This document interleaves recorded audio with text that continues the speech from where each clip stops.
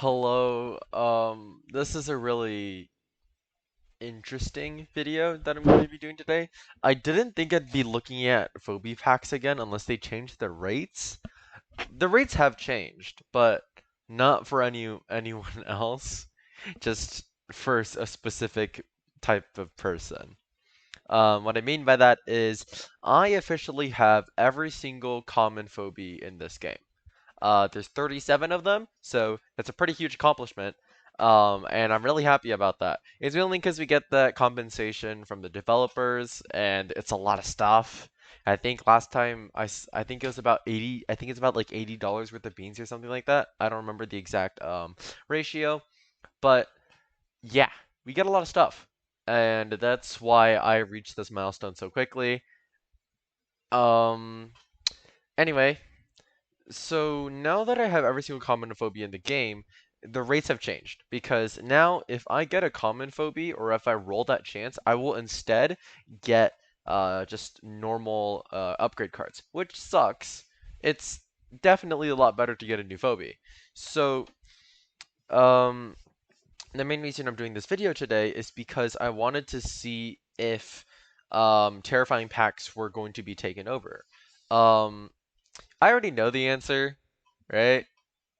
You don't know the answer, but let's get into it. I think the results are really interesting.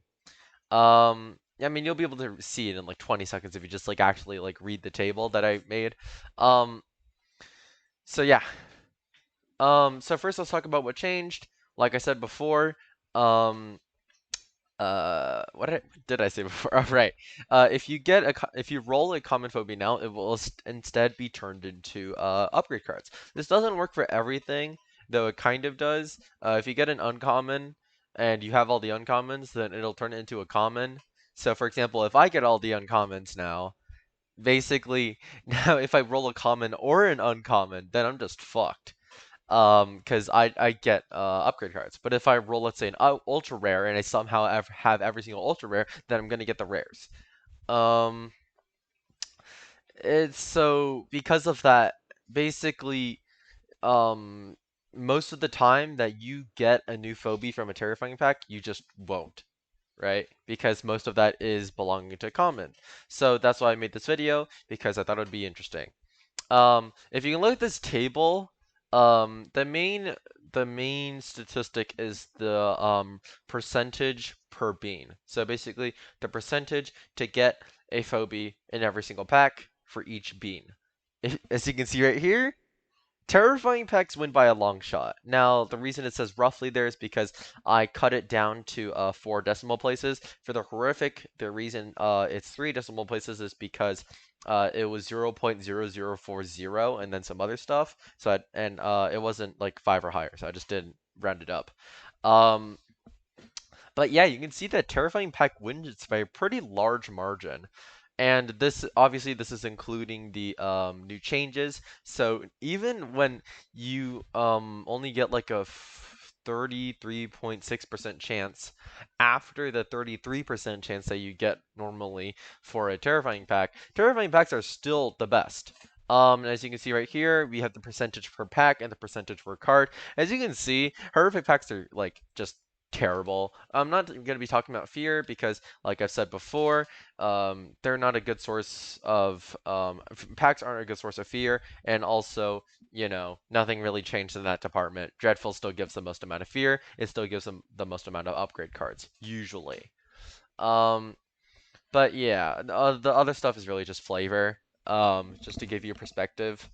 I also did do the math on paper. Kind of. I did use a calculator, but it's easier for me to format, so I put it on paper.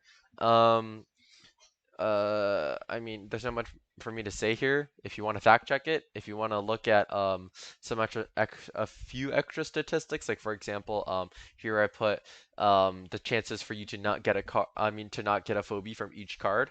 I and then there's also the chances to get a phobia from each card. So it's basically just one minus this. Boom, you get it.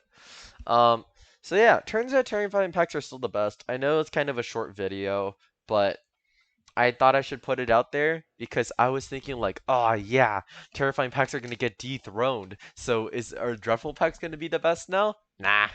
Terrifying packs are still goated somehow. Um, when I get all the uncommons, I actually don't expect for dreadful to win either because 80% is it's a I think it's 80.4.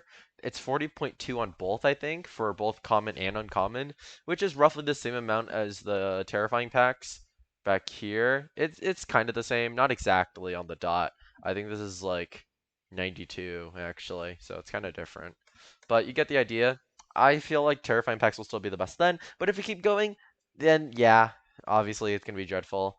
So this feels a bit anticlimactic because turns out terrifying packs are just always the best until like I don't know. Maybe when you lose, maybe when you get all the uncommons, maybe it'll be dreadful. I doubt it.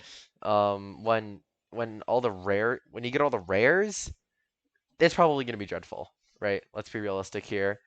Dreadfuls were built for ultra rares, so we'll see.